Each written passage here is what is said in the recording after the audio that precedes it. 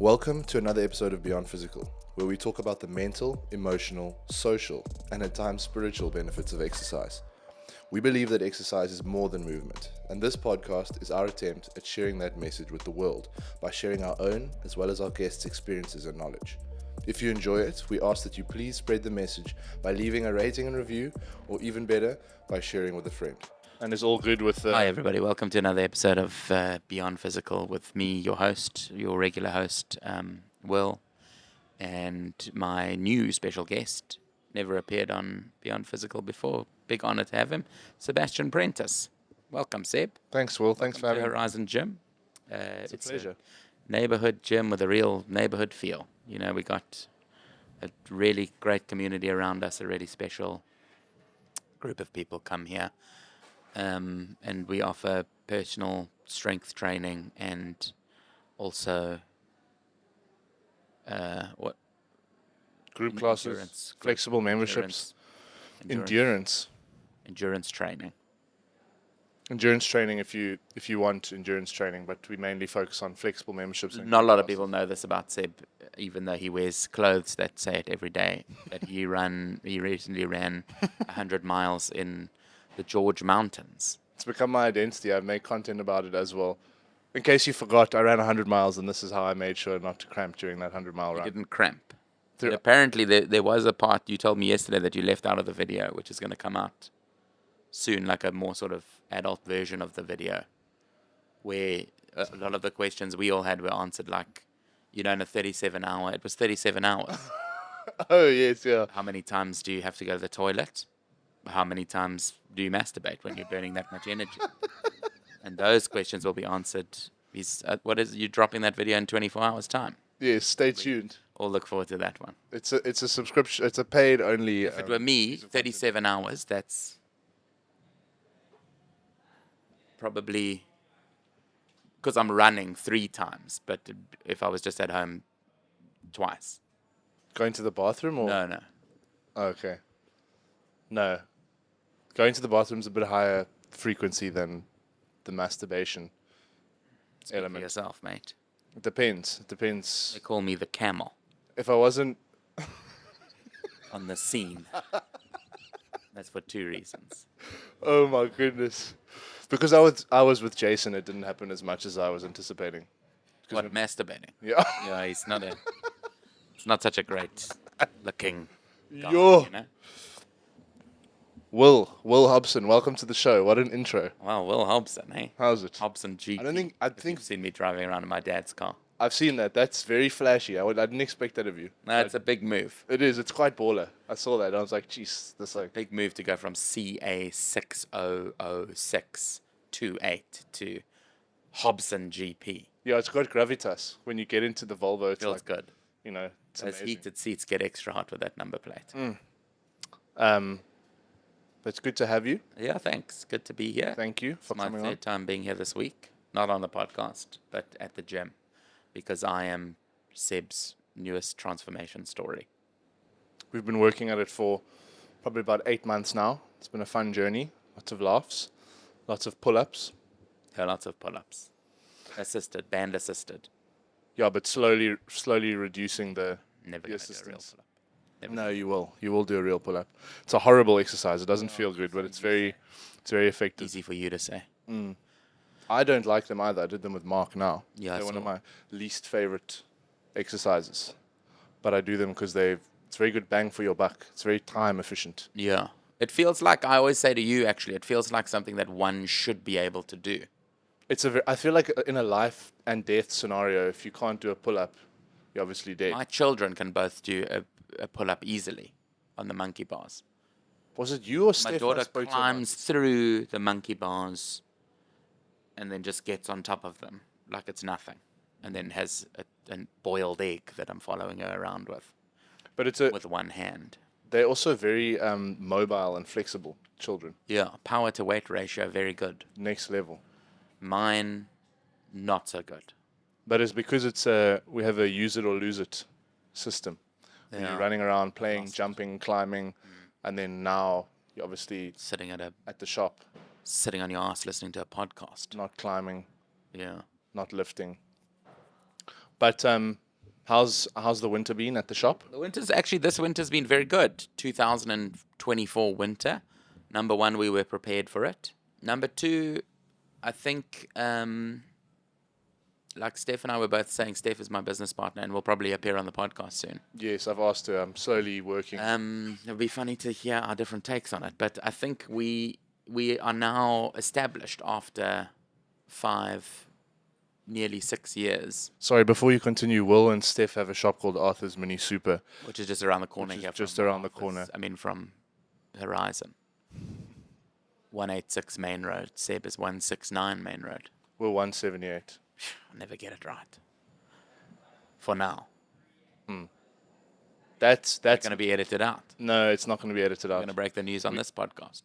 Maybe we can talk about it in a bit, but I wanted to hear more about your winter. We've hit that they always say when you start, especially in the food industry, it's like the first 3 years is like a real slog, and you kind of won't make any money, and it'll be kind of, and I don't really know why that is, but we've definitely felt that the last year it's just become much easier and much sort of more controlled. And I guess everyone, we've had all our staff, we got a very like small staff contingent and staff turnover, and I think everybody's just into the groove, and they know their responsibilities, and they know where money is lost and where money is made. And I don't know, it's really well run, and it's been quite easy to ride the waves of Cape Town business ownership, which is extremely sort of volatile ebbs and flows. I mean, when it's summer, you can't breathe for the people, and then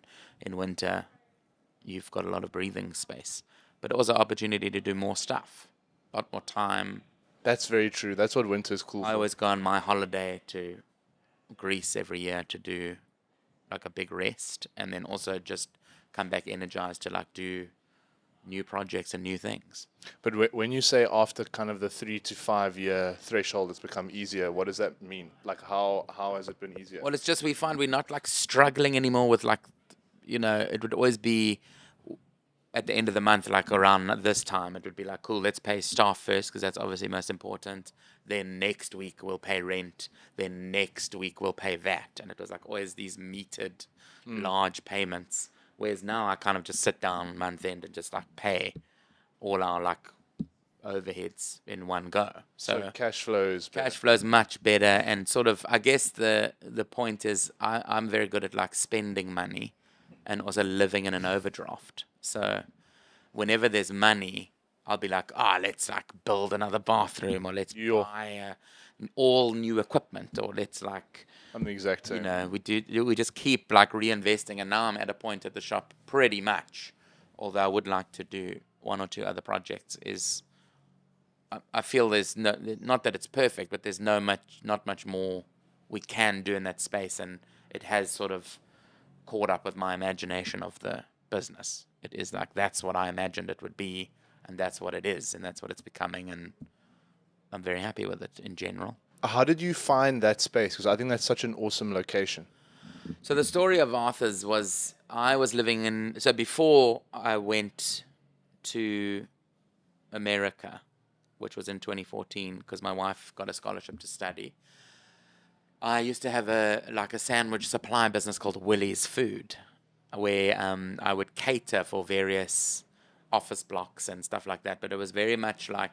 I always say it was like more of a logistical business than a food business, because it would just be like I would have standing orders, which were obviously the bread and butter, excuse the pun, and then I would have like a few little things, like I had some dudes go around on bicycles and like peddle sandwiches at like Tybalt Square and like busy parts of town where I felt there was a gap. Those often got shut down by other businesses around the area.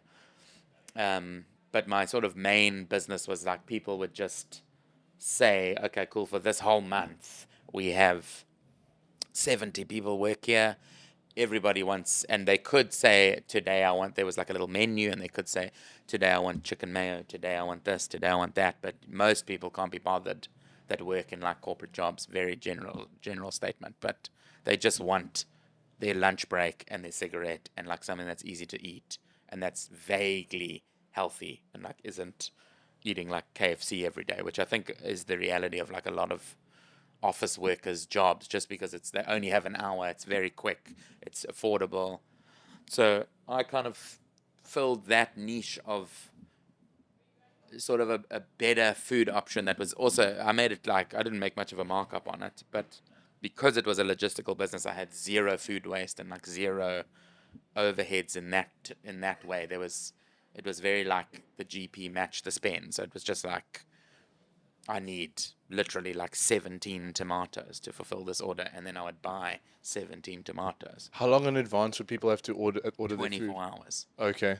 And then it was quite hectic, like lifestyle. I just moved into my house in Woodstock, and I ran it out of there somewhat illegally. I just put like a stove and stuff in the garage, and I had these two ladies who would come at like 4 a.m. So that was quite an expense to get like the transport. They would arrive at 4 a.m, but beautiful. I would still be sleeping. They would arrive. They would prep everything, receive all the orders. Like the rolls would arrive at about 6:30. They would do all the rolls, and I would get up and kind of like have a coffee at about 8:30. This was obviously pre-kids. Go down into the garage, just check everything was cool, mark everything like the flavors, and then hit the road. And I would just basically deliver, because all my deliveries had to be finished by 11. Then I come back home, receive the fruit and veg and meat and stuff for the following day, put it all in the fridge. The ladies at that time had gone home, and then again 4 a.m. it would start, and it was only 5 days a week. And what year was this? When was this happening? I started that in 2010. So there was no Uber Eats. World Cup. I don't think there was Uber Eats. That's interesting. I don't know when Uber Eats came to South Africa, but I don't think it was a thing, because delivering was quite like a huge part of the admin of the job. So there probably wasn't Uber Eats.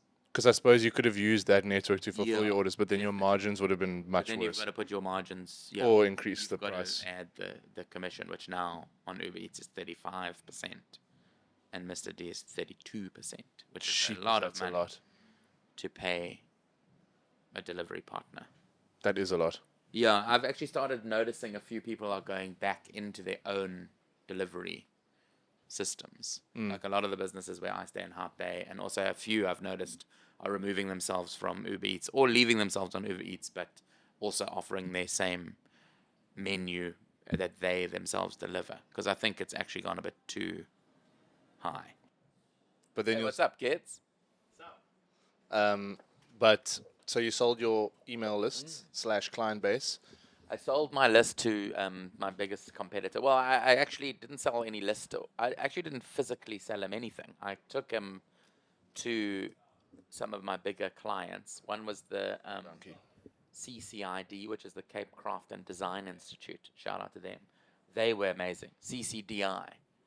They ordered basically from the start. They ordered sandwiches and salads and wraps and all sorts of stuff from me basically every day, from the beginning of the business till the end of the business. And then I, for a short time, did like Cape Union Mart on Barrack Street. I did weird offices in Tybalt Square, like strange little law firms and advertising agencies and stuff. And it was actually crazy to see how many people were keen for it, when you just, I think on the note of Uber Eats, probably didn't exist, because I would like roll into these offices having delivered to a different office in the same building, dropped off a menu, and like the next day had like 20 orders. It was like, it kind of felt like it could grow as big as I could cope with, which was 100 portions a day. So I made the intros to this guy, like took him around, was like, this guy's going to take over, I'm moving away, and then moved away. And then when I got back, fast forward like 2.5 years, I had this equipment. While living in Chicago, I had seen, it was like very common, is these like tiny little, but like really good coffee places and food places, and just like not putting the money towards like decor and vibe and everything, which is actually what Arthur's became, but rather just putting the money towards like a really good product that like people will literally stand in the snow and like wait for. and you've got one person, be that the person who is the owner and making it, or a chef or a barista or whatever. So your overheads are super low, and it's kind of like this cool thing that people find and know about and frequent. That's what I was looking for.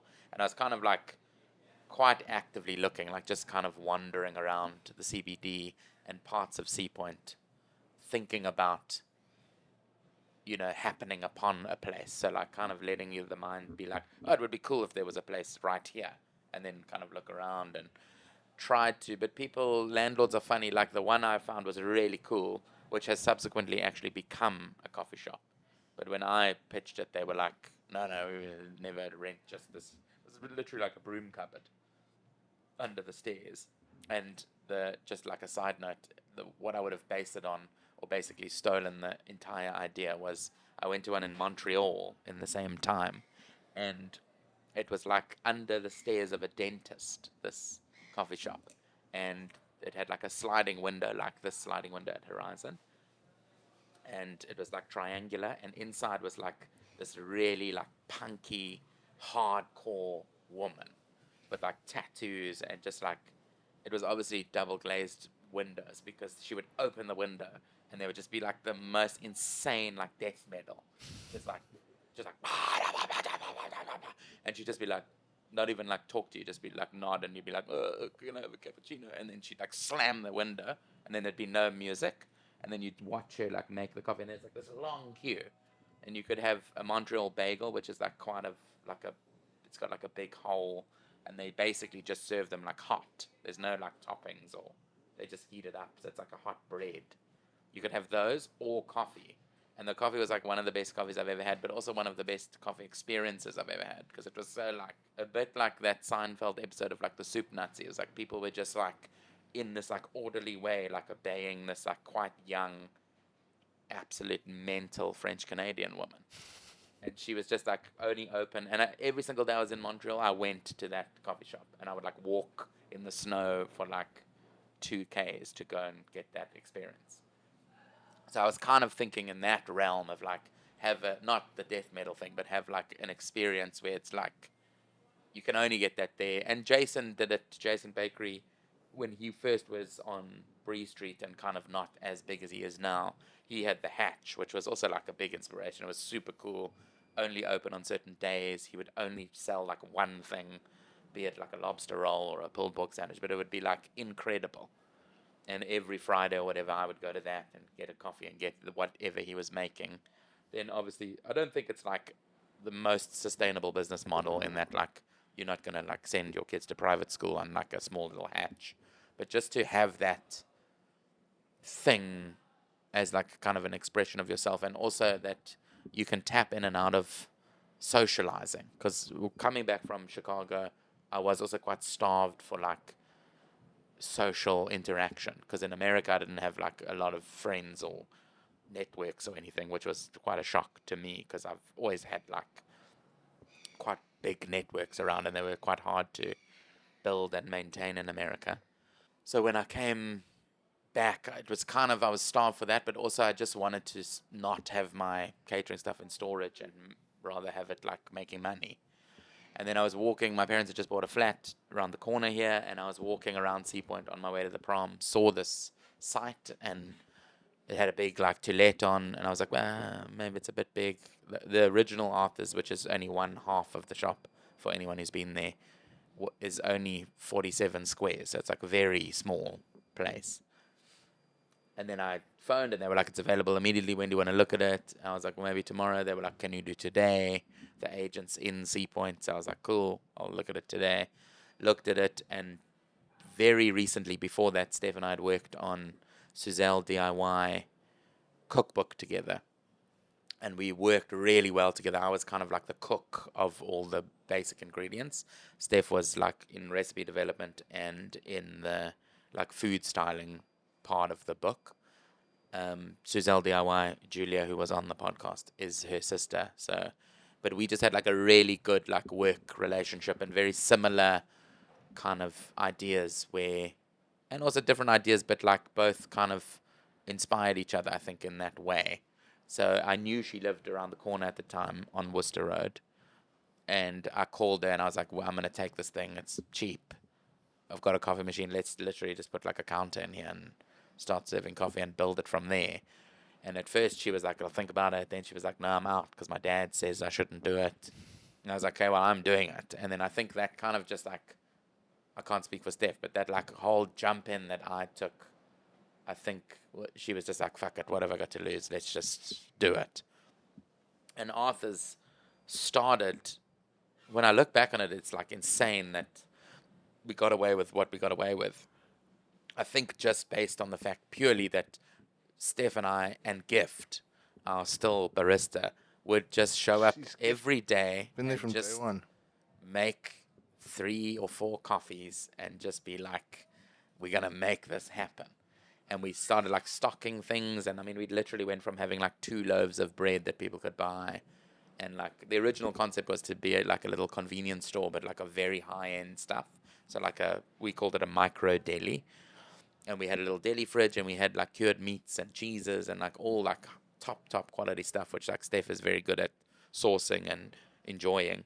But it slowly turned into like, oh, well, we've got bread, we've got ham, we've got cheese. Let's just make sandwiches. Let's just buy a toaster because like we can't really find a good toasty in this town. And then we made a good toasty, and then it's just literally grown and grown and grown, but very organically from a tiny little, basically hole in the wall to what it is today, which is still a small little. It's not like, I'm not by any means suggesting we like competing on the like huge restaurant scene, but I think what we've done is what I always set out to achieve is like it's that experience I was talking about. It's like people come for the experience to chat to me, to chat to Gift, to chat to Nash, to like get the same. Really, I mean, our food is never, which I love about it. It's never exactly the same. And I was actually talking to kids about this yesterday. Is you can order the wimpy breakfast, and depending if like Porsche or Lusanda or Naduma or Kunji or whoever is on the grill that day, because we kind of have a no hierarchy kitchen, which has its pros but also has its major cons. Um, it'll still be like the best breakfast, but you can kind of tell the subtle differences of how the bacon's a little more crispy because that's how that person probably wants to enjoy it. And that's what I love about our food offering, is that you can tell it's made by a human being, where there are places around, obviously the fast food chains, but also other places where it just feels like a bit of a factory. It's like 110 grams of hollandaise sauce like goes on this, whereas like you're lucky if you come to Arthur's and Porsche's on the pass because you get double the amount of hollandaise and it ends up costing us money, but good for the customer. Shout out to Porsche. Please only use 110 grams of hollandaise sauce next time. What are the cons of a no hierarchy kitchen? Accountability is the number one con. Is like, well, I didn't know that was my job kind of thing, even though we have roles and responsibilities. But also, like, I don't want to come on and bitch about my staff. Is like the most amazing part of the whole business, and the like family we've grown there is amazing. There's no, people don't leave when they get in there, and we don't want them to leave. It's like, I mean, the kitchen, they are literally like sisters. They like hang out on the weekend, and like, it's amazing how they've become like a family to each other, but also to Steph and I. It's like fully reliable kind of people. But the cons, I guess, to answer your question, is if something does go wrong or like shit does hit the fan, it's sort of, there's no accountability. Basically, it's just like, well, I didn't know. I thought she would do it. I thought she would do it, and then it's kind of just like, oh well, what can you do now? Like earlier when you said it's no point, it's done. What can you do? Yeah. But yeah, maybe not the best. Like if there's any MBA people watching, maybe not the best way to run a business. But yeah, but there's pros and cons to everything. Yeah. And like a methodical approach is good for certain things, but not good for other things. And I think with food, in my opinion and experience at least, you feel it. You feel, as cheesy and stupid as it sounds, like you can feel the love in food, and you also can feel when there's none. That's absolutely true. I think that is our actual strong point, is that although we sometimes forget your order or it'll be a bit chaotic and you might get like shat on for using your laptop at the wrong minute of the day, or there are some weird customer service problems we have, but I think it all kind of adds to the experience. And if that kind of stuff upsets you, don't come to Arthur's. But if you just want like a really good meal, then come to Arthur's and like a nice Yeah. vibe. I also think that if you have to look at the foot traffic or the volume of business that you do, and you have to take an industry average of kind of, I don't know, forgotten orders or small like Yeah. missteps in terms of delivering a service, I would imagine that it is, it's normal, if Yeah. not slightly. Because, for instance, if I take myself I think I've gone to Arthur's 85 to probably 85% of days for the last like almost 2 years, and I think my order has been forgotten once. So I've And it was probably, Steph who did it. yeah, like I've probably, and that wasn't like that's just a thing of, I don't know, maybe, like, I've probably been to Arthur's almost 300 days or something like that. So that's like way less than a percentage chance of your order being forgotten, Yeah, that's true. which is, I think that's really good. It is good.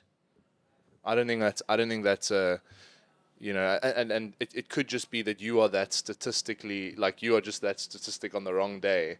I also feel like some people are forgettable. You know what I mean? There is that element which I'm just going to completely disassociate myself from any fault at all. But some people, you just forget what they're saying as the words are coming out of their mouth. And I'm guilty of that sometimes. I'm just like, where's this person's energy? Where's their soul? That does happen, but that also happens when you deal with a lot of people. Yeah. On that note, you also get people that come in. Let's just have it out a little about customers. You get people, my worst kind of customer is are people that come, and this happened the other day, which is why it's fresh in my mind. They'll come and they say, he was actually like a person of your ilk, he was probably training to some specific strength goal. And he came and he said, I want 6 egg whites, but I don't eat yolk. I want 6 egg whites. And then what protein have you got to go with that? So I said, we've got bacon. No, I don't eat bacon, don't eat pork. So I'm like, okay, cool. We've got sardines. We've got anchovies. We've got beef sausages. We've got pastrami. I was like throwing these options out. So he's like listening to all of them. Then he goes, cool. I'll have 6 egg whites with a tin of sardines, pastrami, spinach, and a beef sausage on the plate. So I was like, that's all you want? He's like, that's all I want. No bread, I don't want bread. I don't eat bread. So I'm like, okay, cool. Then he's like, we start making the food. All the people in the kitchen are like, what? Must I put it on separate plates? I was like, for me, I would. But, this guy is just going to probably like raw neck it and go back to the gym. Halfway through cooking, he says, I want it to be an omelette. Can it come in like an omelette form? I said, absolutely not. So then he said, why not? I said, because it will be horrific to eat egg whites with pastrami, a chopped up hot dog, and sardines with spinach. It will be horrific. And also, he's asked for no oil and no butter in it. So I was like, to make an omelette without putting oil in the pan or butter, which we use for our omelets, you're not going to be able to flip it. We're going to do the egg whites on the flat top. We'll scrape them off. It'll be horrific. It's not going to go on Instagram, but that's what this protein guy wants. That's cool. Then he says to me, if you don't make it into an omelette, I'm not going to pay for it. So I said, well, if you're not going to pay for it, you're not going to get it. And then he asked me if I was fucking serious. And I said, I'm very serious. Jeez, what a So dick. he said, okay, fine, I'll just have it how it comes. It came, he was already agitated. He didn't like that it looked the way it looked, which, I mean, if you can just imagine the ingredients I've listed, obviously it doesn't look nice. Obviously that's why it's not on the fucking menu. He's agitated. He doesn't like the sardines are still in the tin. He's got a problem there. So I'm like, whatever, man. Then after the meal, I say, how was that meal? Is that, are you sated? He said, Brew, to be honest, it was disgusting. And I said to him, I'm not surprised, because And then he said, it's not a very good combo. And I said, well, that's why it's not on the menu. And I got really irritated by this guy. And then he gave us a 2-star Google review. That is such bullshit. And you bent over backwards. So I will never do that again, is what I've learned. Unless it's me asking for 3 scrambled eggs on a croissant. But that's normal. That's like a kind of a normal thing to do. True. 6 egg whites with sardines, pastrami, beef sausage, and spinach. Not normal. How do you ring that up? Just extras. I mean, it was also quite expensive. That's why the 2 stars came. He said it was a rip-off. Is that why? Rip-off and bad attitude. Is that why? When I first walked into Arthur's, you were quite, and the first few times, you were quite like off with me because you were expecting me to be like that guy, although you hadn't met him yet. I wouldn't say that that's why I was off with you, but I agree that I was off with you. But that reason we'll keep secret. What? Why? This is a brilliant platform to share that. The reason I was off with you, Seb, is because I could tell that I had to keep my distance from you because I knew that we were going to become best friends. That's beautiful. I already had a best friend and I didn't want to hurt him. That's actually very kind and considerate of you. So I was trying to just not just fall into those deep, dark eyes, but it's happened. Because he comes 85% of all days a year. Seb's been to the shop 300 days this year. And they haven't even been 300 It days. hasn't even been 300 days, so... The other day, Steph was like, why, like, you're still, like, why are you, like, you've been here for quite a while, like, kind of asking me. Oh, I think, really? to, but it was, you guys were busy with something. I understand why she asked that. I was, like, lingering around. But I love it there. Why are you still here?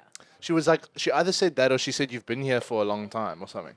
She I was think like, that would be mainly, again, can't talk for Steffi, but that will probably be because you do often... You're a man who has a schedule. that's very true. You're a scheduled man. True, that is true. So much so you got a wake up time, you got a bed time, you've got like an allowance for like thinking time. I've never actually met a more scheduled person than you. I love scheduling. I know you do. And you know what's amazing? My So mom... can I come to gym 10 o'clock? Seb says, no, I got a meeting. Can I come at 11 o'clock? No. I've got my, what do you call it? Hills. Yes. Hills. Okay, fine, I'll come at 2. Actually, I've got to move 2 o'clock to 1:30 because I've got free thinking between 1 and 1:30. And then after our session, I need to do hills again. You never do hills twice, eh? No, not twice in a day. Sometimes twice in a week. I actually took my mom... Are you done with that? No. My mom tried to get me to start planning my weeks relentlessly for probably about, I don't know, it was definitely a few months when I was about 14, and I kept kind of pushing back. I don't want to. And I literally think every single week, apart from maybe if I was on holiday, from the age of 14 until now, I've planned my week from on a Sunday. And you could like go back and see what you did. That's quite cool in I terms can, like, of like look a on my memoir laptop. vibe. Yeah, it It's is like quite a cool. diary of everything you did. It just makes it makes, and it's, you literally change nothing about the unpredictability of how Yeah. life is, but it makes everything seem more... My mom-in-law does every day. She'll write down what she did, like kind of like if there was an event. Sometimes there'll be no event. Like she just like went to work, and what she ate for dinner. And she's also done that. She's now like 70, 71, and she's done that since she was like 16. And she has all of it like in physical diaries. Some of it was lost. They had a fire once when they were living in India in like a storage fire, and she lost those diaries. But like it's literally just on each day she'll be like, went to work, chicken schnitzel. And it's just like something that she likes to have a record of. I think that's quite cool. It is cool. I wonder why she started. I am the least scheduled person. But you like to plan your weeks now? I Or you do. do plan your weeks? Yeah, I try to plan my weeks, but I like to sort of have a sort of very flexible priority list. Because I believe, especially with children and a family, priorities definitely change. You know, like there'll be things that just like trump everything with everybody's life. But I think when you are a bit more like severely ADHD as I am, you can't really live by a schedule because you'll always be disappointed.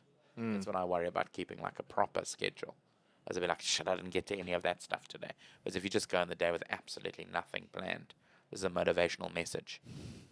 Maybe you'll do one thing, maybe you'll do 10 things, maybe you'll do no things, but you're always going to be happy at the end of the day when you scream into your pillow and fall asleep looking at social media, phone in hand. But I find Death it scrolling. death scrolling is. Just Do you fall asleep doing that? I sometimes do fall asleep doing that, if I'm honest. I'm not going to pretend I don't live in the world.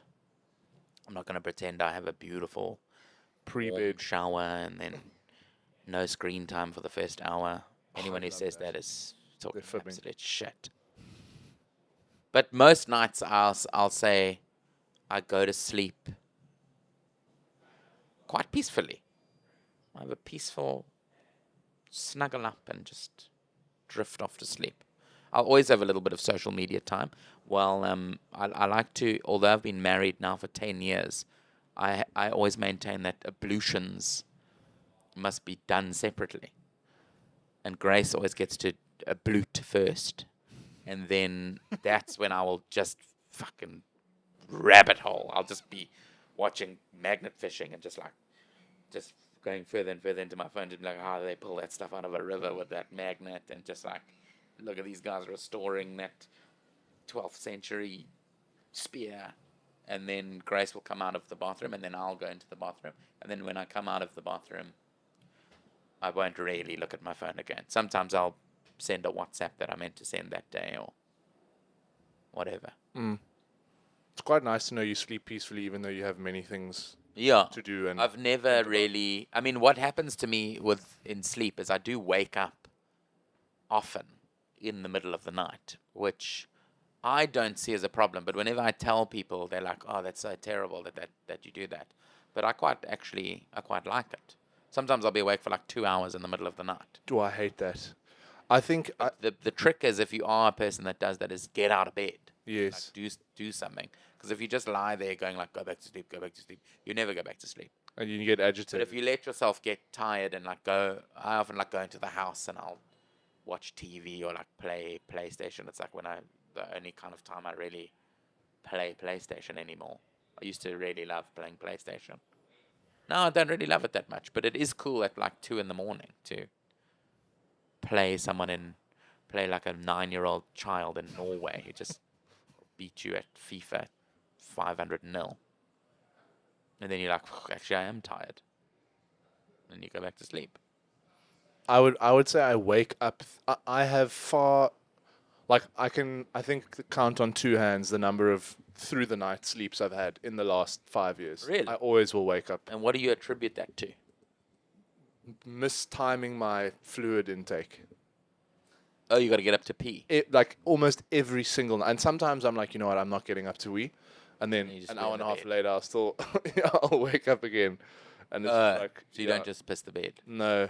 I thought Thankfully, I've passed that. I found a piss bed buddy. No, not I yet. sometimes also wake up. I'm just like, I need the toilet so bad, and then I'm just like, it is cold. Just And like then I'll just piss in the bed. you just like warm yourself up. Yeah. And I'm like, I don't know, I left the electric fan on, but I actually didn't. It's just I'm covered in urine. Shout out to getting up at night to pee. But you should be too young to do that. Have you gone to a doctor?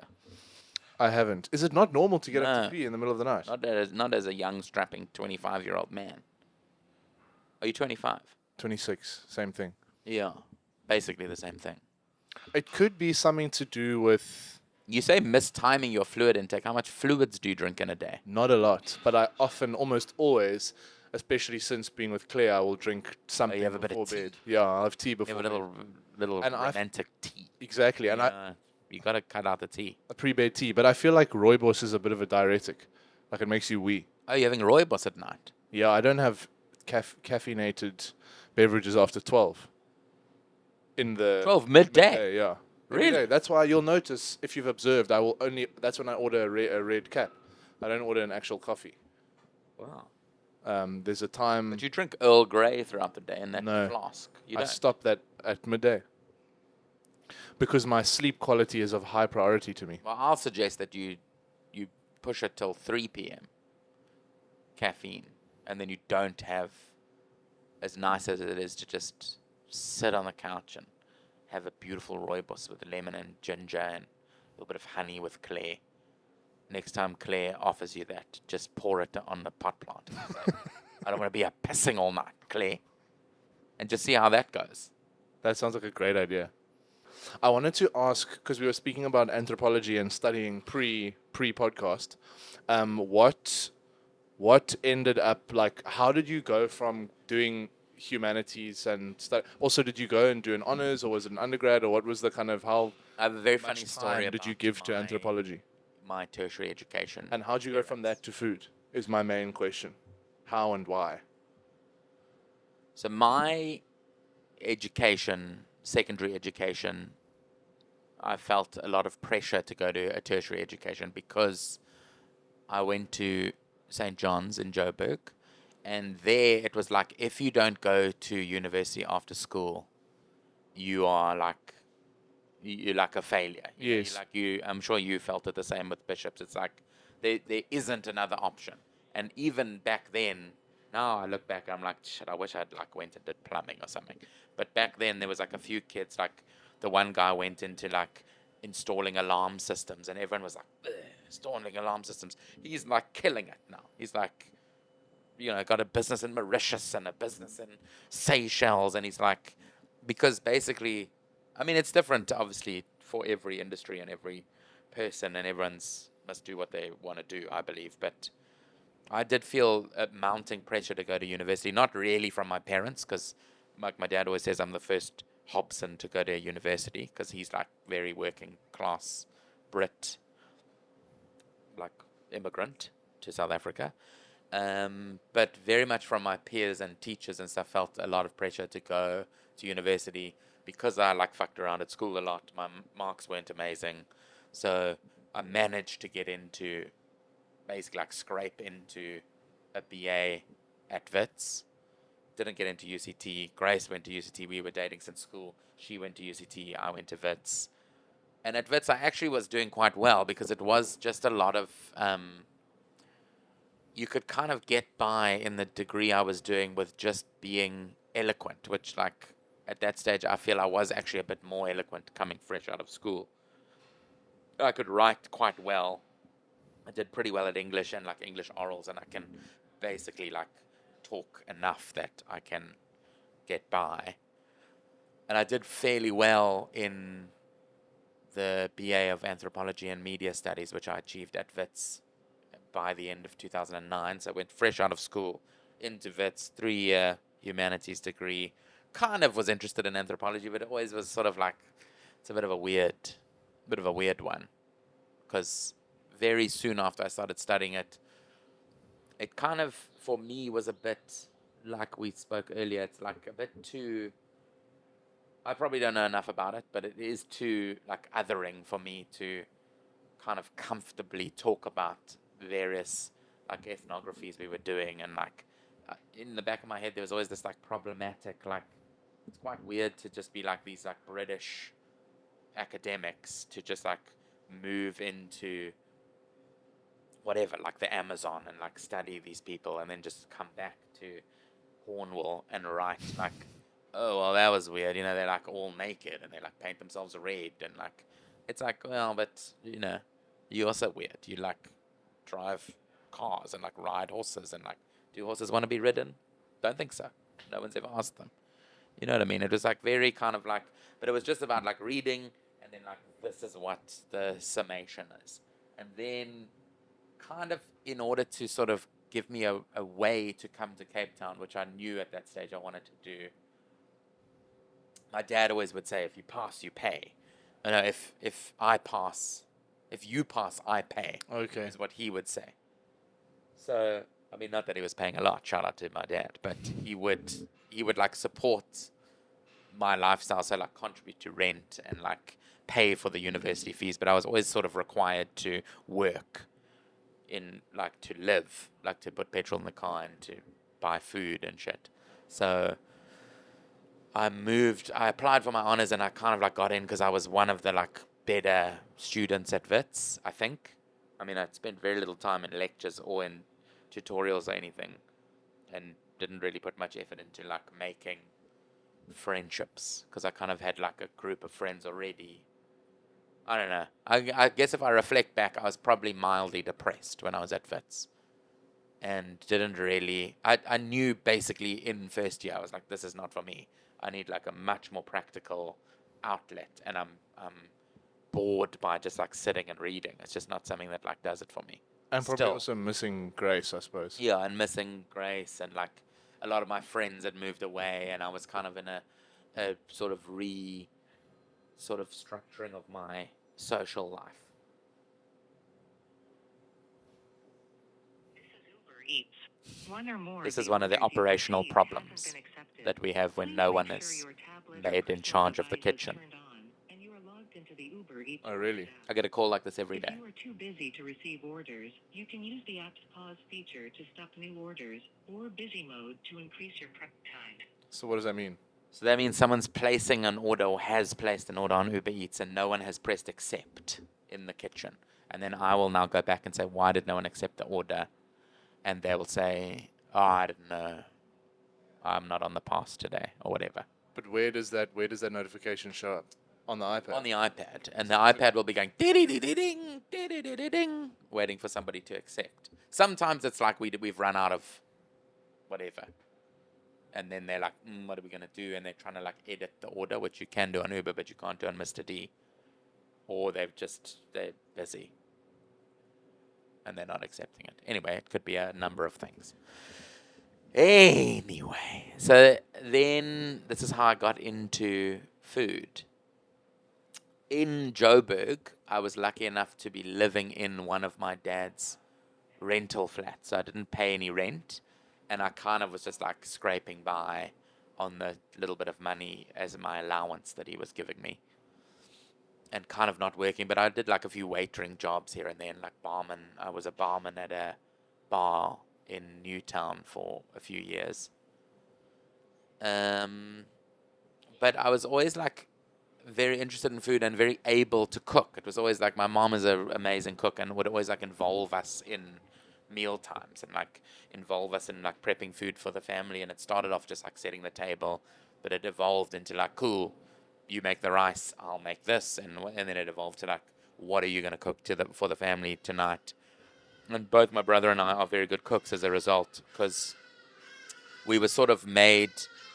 It was never like a chore. It was never like, oh well, if we don't cook for the family, there's no food tonight. But we would always like offer up our thing and be like, let's cook for the family tonight. Let's, my mom was amazing in that way. Like she'd always be, when we were on the drive, even in school days, would be like, what do you want to cook tonight? And I could literally say anything. I'd be like, I want to make a seafood platter. And then when I got home from school, all the ingredients would be there for like That's a seafood awesome. platter. And you could like mess around, and she would kind of help us and be around. But I think wanted to encourage us to be able to like make a nice meal for ourselves as like young adults when we did leave home. So it was always like I had the ability and like I guess the interest, which is I'm not interested in that many things, like very interested, and food and beverage is one of them. So anyway, to get down to Cape Town, I applied for my honors. I got into my honors at UCT, and then when I got to like basically the first tutorial, it was like a very small group of people. I think like 12 people or so. I was just like, oh my god, this is like a totally different experience. To one, it's like a much higher level. Two, whatever I was getting away with at Wits is just like not gonna fly here. It's like much more serious, and I was kind of like a bit thrown in the deep end. And I basically did a honors. Part of the honors was you had to do like coursework, and then you had to do a thesis. And my thesis, I really wanted to do on the Garchies of Cape Town. The guys that like shout out the taxis. Yes. And for some other reason, which I still don't understand, they wouldn't let me do that. They were like, nah, it's not really that interesting, and it's quite dangerous, and you're not going to be able to get into the thing. And I was like, but this is such a cool like subculture of people. It's like they're not specific to any like ethnic group, and they're not specific to any place really. They're kind of like these like roaming people that like do this job. And what I learned from catching taxis around Cape Town is it's not always driver and guy specific. It'll be like there's good drivers and bad drivers, and there's good gotchis and bad gotchis, and certain drivers want this one, and sometimes they just leave them on the road. And I was like, this is so That is cool. interesting. And I Yeah. could just sit in a taxi all day and like observe this, and then like kind of try and put something together. And they were like, well, what will you put together? And I was like, well, to be honest, I don't really know. I felt quite like unprepared to do it, so I ended up doing the most insane thesis, which was on male circumcision, which I could not get any information about. Like I asked Did they people, it's obviously tell you to do they that? told me to do it. They were like, "This is what you should do." In a specific culture or In just in Xhosa general? culture, yeah. Okay. And I have a few friends who have done the ritual, like from Joburg days. And the first guy who I'm close with, I asked, and he was like, "Dude, I'm not gonna tell you anything about it, and no one will tell you anything about it. It's not like something you can study."